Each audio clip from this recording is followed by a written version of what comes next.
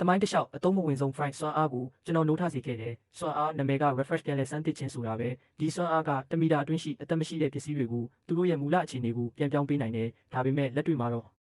စာအုပ်ကို refresh လုပ်ရင်လည်းစာအုပ်ပဲပေါ်ဝါကို refresh လုပ်ရင်လည်းပေါ်ဝါပဲဒါကြောင့် zombie ကပ်ပေးကြီးစပြီး3လကြာမှကျွန်တော်ကောင်မလေးကနောက်ဆုံးကြံတဲ့ရိတ်ခါတစ်ဝက်ကိုယူပြီးတခြားကောင်ရဲ့ကားပေါ်တက်သွားခဲ့တယ်မသွားခင်ခောက်ဆွဲ6ခွက်လို့ကိုကျွန်တော်ခြေထောက်နာပစ်ချပြီးမင်းငါကိုအပြစ်မတင်နဲ့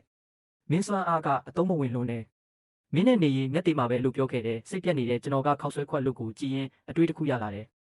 refresh ချက်ချင်းပဲအမဲသားဟင်းနဲ့မူးမွေးကြီးထွက်လာတယ်ပျက်စီးနေတဲ့အထုပ်အောက်မှာခောက်ဆွဲနဲ့ဟင်းခတ်အမွေးကြိုင်3ထုပ်ပြန်ပေါ်လာတယ်ကျွန်တော်အံ့ဩသွားတယ်ဒါဆို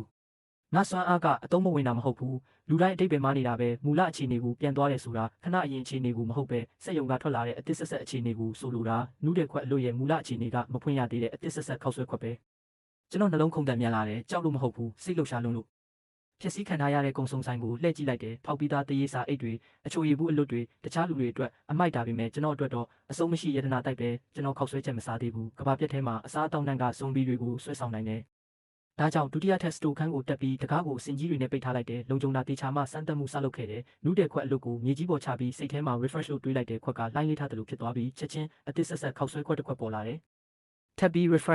refresh 10မိနစ်အကြာမှာခောက်ဆွဲ6ခွက်60လောက်စုပုံသွားပြီးစွမ်းအားအကန့်အသက်က10စက္ကန့်တခါဆိုတော့ကျွန်တော်မှာခောက်ဆွဲအကန့်အသတ်မရှိတော့ဘူးနောက်တစ်ဖက်ကရေဘူးအလုပ်ကိုကြည့်လိုက်တယ်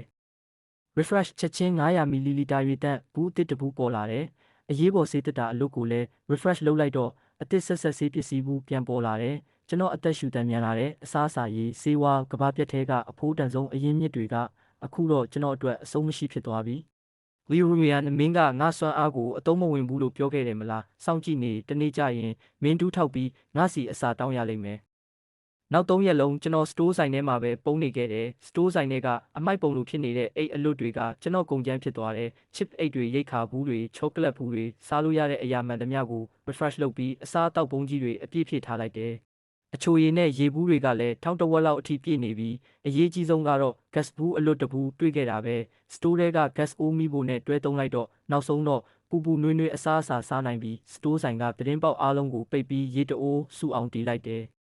ဟင်းခတ်အမွေးကြိုင်3ထုပ်ဖောက်ထည့်ပြီးခောက်ဆွဲကိုဂယုတစိုက်ထည့်လိုက်တယ်အဲ့ဒီမေးပြောက်နေခဲ့တဲ့အနက်လေးနှာခေါင်းထဲဝင်လာချိန်မှာကျွန်တော်မျက်ရည်မထိန်နိုင်တော့ဘူးငိုရင်းနဲ့ခောက်ဆွဲကိုအငမ်းမရစားပစ်လိုက်တယ်ကပ်ပေးစပြီးကလေးကဒီလောက်ပိုက်ပြည့်ပြီးဒီလောက်လုံခြုံတဲ့အစားအစာမျိုးမစားဘူးသေးဘူးစားပြီးသွားတော့စိတ်ကနည်းနည်းရှင်းလာတယ်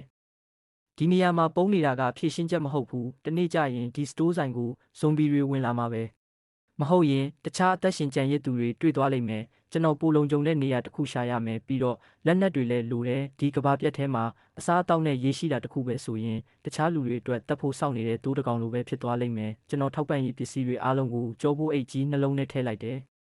ပြီးတော့တကားကိုနည်းနည်းဖွင့်ပြီးအပြင်လောကကိုကြည့်လိုက်တယ်လမ်းပေါ်မှာဇွန်ဘီတချို့မျက်နှာမဲ့လှည့်လည်နေကြတယ်အသက်ပြင်းပြင်းရှူလိုက်ပြီး refresh လုပ်ထားတဲ့တတိဖြတ်တာအစ်ကိုတင်းတင်းကင်လိုက်တယ်။တွားရမယ့်အချိန်ရောက်ပြီးအပြင်ထွက်တာကတင်းမာပေမဲ့ပြဿနာမရှိခဲ့ဘူး။ကျွန်တော်နောက်ဖေးလန်းတွေကြားကနေတွားပြီးဇွန်ဘီအများစုကိုရှောင်နိုင်ခဲ့တယ်။တချို့တကောင်လည်းရှိတဲ့ဇွန်ဘီတွေနဲ့တွေ့ရင် refresh လုပ်ထားတဲ့ကိုလာဘူးပြေကိုအားကုန်ပစ်လိုက်တယ်။ဇွန်ဘီရိုင်သွားတဲ့အချိန်မှာဓာတ်နဲ့အပိသက်ဖြစ်တယ်။ကျွန်တော်ပန်းတိုင်ကအနောက်ဘက်မှာရှိတဲ့ဘီလူပင်လေအော်ပဲအဲ့ဒါကနာမည်ကြီးအစင်းမြင့်ရက်ွက်တစ်ခုပဲလုံခြုံရေးကအရန်တင်းကျပ်တယ်နေရန်တွေမြင့်ပြီးထူတယ်အစောပိုင်းကပ်ပေးအတွက်တော့ဇွန်ဘီတွေကိုတားထားနိုင်အောင်မှာပဲဒါပေမဲ့အဲ့ဒီနေရာကိုတွားရတဲ့အကြောင်းရင်းအစ်စ်ကကျွန်တော်မိဘတွေအဲ့ဒီမှာနေတာကပ်ပေးစတော့ကကျွန်တော်အကြောင်းမှရှိနေပြီးမိဘတွေနဲ့အဆက်အသွယ်ပြတ်သွားခဲ့တယ်အခုကျွန်တော်ရဲ့တခုတည်းသောရည်မှန်းချက်ကသူတို့ကိုပြန်ရှာဖို့ပဲဒါပေမဲ့အဲ့ဒီစခန်းကိုတွားတဲ့လန်ခီးကကျွန်တော်ထင်ထားတာထက်ပိုခက်ခဲနေတယ်မြို့တစ်မြို့လုံးပျက်စီးပြီးရက်တက်နေပြီးစုပစ်ထားတဲ့ကားတွေကအဓိကလမ်းတွေအားလုံးကိုပိတ်ဆို့ထားတယ်လမ်းတစ်လျှောက်ကြေကွဲဖြစ်ရတွေအများကြီးမြင်ခဲ့ရတယ်ရိတ်ခါအတွက်လူချင်းချင်းတစ်ဖြတ်တိုက်ခိုက်နေကြတယ်အဲ့ဒီအချိန်မှပဲကျွန်တော်နားလည်သွားတယ်လူရန်ရဲ့တစ္ဆာဖောက်မှုကဒီကဘာကြီးရဲ့ရက်စက်မှုနဲ့ရှင်ရင်အရန်တင်းငယ်တဲ့အရာပဲဆိုတ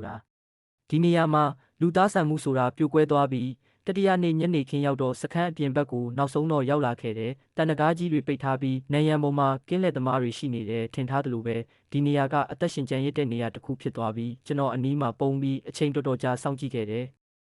ဒီထဲဝင်ခြင်းရင်အစစ်ဆေးခံပြီးမှဖျက်ရမယ်ဒါကြောင့်အိတ်ထဲကရိတ်ခါအများစုကိုမြောင်းတစ်ခုတည်းဝှက်ထားလိုက်တယ်ရေဘူးနှစ်ဘူးနဲ့ခောက်ဆွဲ6တထုပ်ပဲခြံထားခဲ့တယ်တာမန်ဒုက္ခတွေတယောက်လိုဟန်ဆောင်ပြီးဂိတ်စီလျှောက်သွားလိုက်တယ်ရက်ဘသူလဲ နေရန်ဘော်ကအတန်ဆူးဆူးကြီးထွက်လာတယ်ကျွန်တော်လက်မြောက်ပြီးမျက်နှာကိုမောကြည့်လိုက်တယ်မျက်နှာတစ်ခုလုံးဖုံတွေနဲ့ညစ်ပတ်နေတယ်ကျွန်တော်ဒီမှာနေတဲ့လူတစ်ယောက်ပါနာမည်လင်းဖန်အဆောက်အဦ18မှာနေပါတယ်